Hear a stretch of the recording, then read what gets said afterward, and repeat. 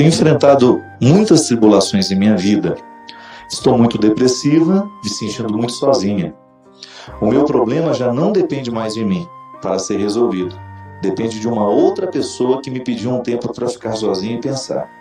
Como eu posso controlar minha ansiedade, controlando assim minha depressão para esperar, vivendo de forma tranquila, sem desespero, comendo, dormindo, assim como todo mundo vive normalmente? Eu acho que é um pouco que o Dunga fala do PHN, né? Por hoje não, é o sentido de... é uma luta diária, né? Eu acho que o caminho da felicidade, padre, Aristóteles falava muito que a felicidade é um dom de Deus, né? É um motor imóvel que move os motores móveis, então a gente tem como um presente e ao mesmo tempo é um hábito.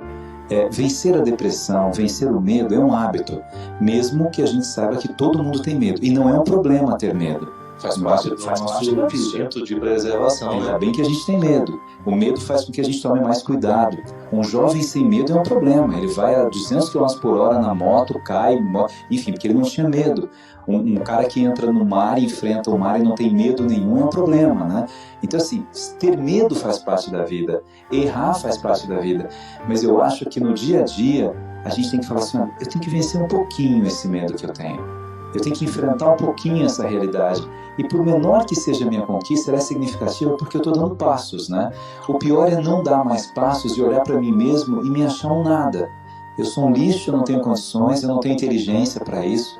Eu vou na faculdade, não entendo nada. Eu converso com alguém, eu não entendo nada que a pessoa falou. Eu leio, dá dor de cabeça, não entra na minha cabeça. Eu nasci para não dar certo.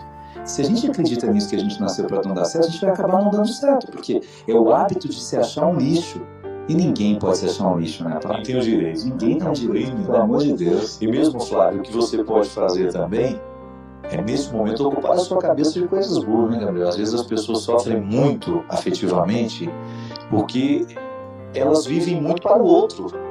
E esquece, existe uma série de coisas que a gente pode fazer no nosso dia a dia que vão ocupando o nosso coração e que vão ajudando a gente a superar essas separações, essas dificuldades de relacionamento. Eu sempre digo que um casal, para dar certo, tem que viver uma realização pessoal antes de qualquer coisa. Os dois, né? Porque senão um fica querendo que o outro seja o motivo da sua felicidade e vice-versa.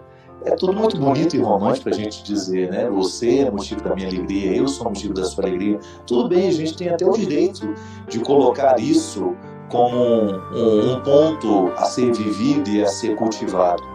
Mas nós não podemos esquecer que a gente também tem que ter bases sólidas do nosso mundo, porque se por acaso o outro se ausentar, eu preciso continuar. E aí? O que é que sobra de nós no momento em que o outro se ausenta? Ô padre, e nessa questão das sobras e das tristezas, muita gente, porque o senhor divulgou que a gente ia conversar sobre medos, e muita gente fez perguntas no Twitter ligadas à morte, né? Eu até estava te mostrando algumas perguntas lá de uma mulher que perdeu os 2 filhos. Tem tanta pergunta aqui. Não, primeiro tem um que fala assim, será que o padre Fábio já superou o medo dele de ser enterrado vivo, né? Se você superou isso. E o que ele faz para evitar isso? Eu evito morrer, né? É melhor. É o melhor jeito. Mas você sabe que tem uma coisa interessante aqui, de muita gente perguntando sobre morte mesmo, e assim, a Luciana falando de uma amiga dela, de uma prima dela que perdeu os 2 filhos e o marido e tal. Eu me lembrei de uma história, padre, de um casal que eu conheci, que perdeu a filha de leucemia, filha com 19 anos, né? E aí eles estavam no sítio, uns 15 dias depois da morte da filha, os dois muito tristes, né? Aí o filho ligou, falou, pai, o senhor tem que enfrentar isso, não dá para o senhor chorar o dia inteiro, não é possível, né? Ele falou, filho, mas eu não aguento, é mais forte do que eu. Falou, pai, eu vou aí.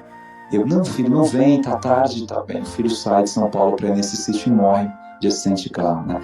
Aí eu conheci esse casal e fiquei tão impressionado assim, que eu conheci num momento, um mês depois, eles só choravam, né? Eu também chorei junto com eles, né? Vendo aquela história. Um falava assim, a gente olha um pro outro, né? Fala, e aí, né? E agora? O que vai ser da nossa vida? Aí você entra naquele quarto da filha, o quarto do filho, né? E é interessante que uns 4 meses depois eles pegaram 2 crianças para criar, né? Adotaram 2 filhos, né? E aí passou um ano assim. Você vê, é claro que eles jamais vão esquecer essa história de amor dos 2 filhos que se foram, né?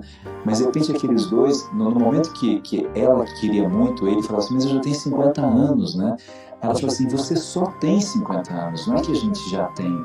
Imagina o que a gente pode fazer ainda. Então eu acho que às vezes na dor, padre, quando a gente percebe que a gente pode fazer a diferença na vida de alguém, fazer um trabalho social, voluntário, visitar crianças com câncer, pró-queimados, né? Quer dizer, tantas coisas lindas que a gente pode fazer, o nosso problema fica bem menor. Gabriel, no meu livro, Quando o Sofrimento Bater à Sua Porta, eu uso aquele poema do Drummond de Andrade, E Agora, José? E eu acho muito interessante, porque às vezes a vida nos coloca na mesma situação que o poeta colocou José, né? A festa acabou, agora é você e a sua vida, né? Seus amigos foram embora, já não existe muita coisa. E eu acho interessante que Drummond vai colocando José dentro de um contexto de realidade tão dura, tão crua. Qual que é a única solução que José tem para ele mesmo, né? Encontrar uma chave perdida, né? Porque no final ele vai colocando José dentro de um corredor tão estreito que não vai restando outra coisa para José senão ele mesmo, né? E às vezes a vida nos coloca em situações assim, como essa história que você contou, né? Um fato trágico, triste, difícil de ser administrado e que é muito comum, né? Às vezes a gente está tão envolvido com a vida que a gente tem e porque está indo tudo muito bem na vida da gente, a gente não tem a oportunidade de visitar esses calvários da humanidade. Mas é tanta gente que sofre, é tanta gente que hoje está passando por tragédias, por situações penosas, difíceis, que quando a gente abre os olhos para essa realidade, você vê que a vida também colocou algumas pessoas na mesma situação que José foi colocado pelo poeta. E agora? Como é que nós vamos reagir diante da situação, da tragédia? E eu acho que esse é o código que diferencia alguns homens de todos os outros, né? Como é que nós reagimos diante do que nos faz sofrer? Qual é a resposta que nós damos à vida no momento em que nós fomos encurralados, no momento em que as coisas não aconteceram do jeito que a gente esperava, no momento em que a tragédia se abateu sobre nós? Eu acho bonito, e eu contei isso, Gabriel. Não sei se você se recorda, na abertura das Olimpíadas, ou no encerramento, não sei, o grande herói de Pequim, né, que era aquele atleta, jogador de basquete que está naturalizado nos Estados Unidos, né? Ele entrou, ele é uma grande estrela do esporte lá, ele entrou segurando nas mãos de um menininho, um toquinho de gente, assim, de 4 e poucos anos, 4 ou 5 anos, não sei. E depois ninguém entendeu nada porque que aquele menino estava entrando, e o comentarista, né, muito emocionado, disse: esse menino sobreviveu ao terremoto que aconteceu pouco tempo antes das Olimpíadas. E ele contou uma história interessante. O menino estava na escola, no momento do desabamento da escola, ele com todos os coleguinhas foram soterrados, ficaram debaixo da terra durante muito tempo. E sabe por que eles foram salvos? Porque ele cantava. Debaixo ali do soterramento, ele resolveu cantar. E os bombeiros escutaram o canto dele. E ele não cantava sozinho, ele motivou todos os coleguinhas que estavam naquele sofrimento, machucados, quebrados, com fome, com frio, com sede. Ele não deixou os coleguinhas dele desanimar, e eles permaneceram cantando. Olha que sintática linda isso, né? Quem canta sobrevive. Né? Sobrevive. Diante do acontecimento trágico, ele resolveu cantar. O padre, na segunda-feira foi muito bonito o Papa Aberto, assim, com o padre Antônio Maria, que é um padre tão especial, né? E mais 2 jovens cantores maravilhosos, o Tiago e o Urso. O Tiago e o... Foi muito bonito depois, e o padre Antônio Maria falou uma coisa assim: olha, o ruim do sofrimento é que a gente sofre, é só isso, o resto é tudo bom. Porque o resto a gente aprende, a gente evolui, a gente amadurece, a gente encontra um pouco mais com a nossa própria humanidade. Esses dias, falando com os meus alunos de Direito da faculdade, eu falei assim: sabe o que acontece com a gente? A gente não pensa muito.